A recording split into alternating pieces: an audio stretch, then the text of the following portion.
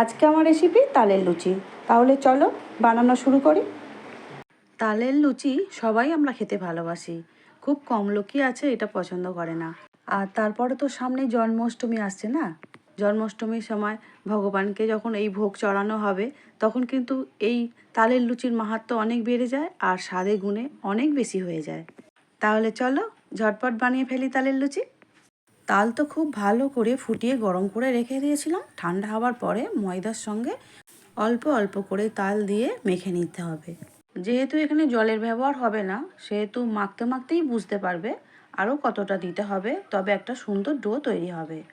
এইভাবে মাখতে মাখতে আমার সুন্দরভাবে একটা ডো তৈরি হয়ে গেছে। আমি তার থেকে ছোট ছোট করে লেচি কেটে নিয়েছি। যেমনভাবে লুচির লেচি কাটা হয় সেইভাবেই আমাদের কেটে নিতে হবে। এবারে বেলে নিতে হবে। আমরা নিজেরা নিজেদের প্রয়োজনে যখন লুচি খাই বা বানাই, তখন যেভাবে বানাই অল্প করে তেল দিয়ে একটা করে লেচি দিয়ে সেইভাবেই বানিয়ে নেবে। আমি নতুন গৃহিণীদের জন্যই বলছি। আর সারা বছর তো আর তালের লুচি পাই না বা খাওয়াও হয় না, সেই জন্য যখন প্রথম বছরে একবার হয় তখন মনে হয় খেতে খুবই ভালো লাগে। আর বানানোর সময় একটা আনন্দও জড়িয়ে থাকে যে বাড়ির সবাই খেয়ে খুব খুশি হবে সেই জন্য। আর আমার ছেলে তো তালের লুচি, রুটি, পরোটা, ফুলুরি সব দরকার হয় তার। তো সে সবই অর্ডার দিয়ে দিয়েছে, একটা পর একটা সব বানিয়ে দিতে হবে মা। নাও, গল্প করতে করতে সব লুচি আমাদের বেলা হয়ে গেছে। এবারে কড়া বসিয়ে দিলাম, তেলও বেশ খানিকটা দিয়ে দিয়েছি, সাদা তেল দিয়েছি অবশ্যই। এবারে লুচিগুলো আমাদের ভেজে নিতে হবে। একটা লুচি তেলের মধ্যে দিয়ে দিলাম। তেলে লুচি ছেড়ে দেবার পরেই 1 মিনিট পরেই বুঝতে পারবে যে নিচের দিকটা নিশ্চয়ই হয়ে আসছে আর উপর দিকটা খুব ভালো ফুলে উঠছে। সেই জন্য সঙ্গে সঙ্গেই উল্টে দিতে হবে।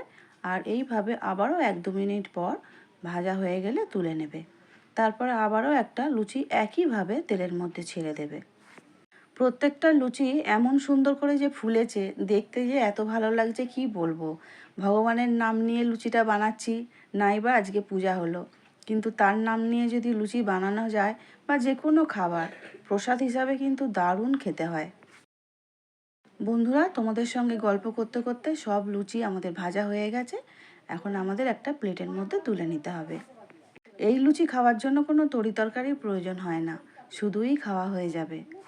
তোমরা কে কে ভালোবাসো তালের লুচি খেতে আমার মতো, কমেন্টে একটু জানিও প্লিজ। আমার রান্না ভালো লাগলে যে বন্ধুরা আমার ইউটিউব চ্যানেল থেকে দেখছো, চ্যানেলটিকে সাবস্ক্রাইব করে দিও প্লিজ।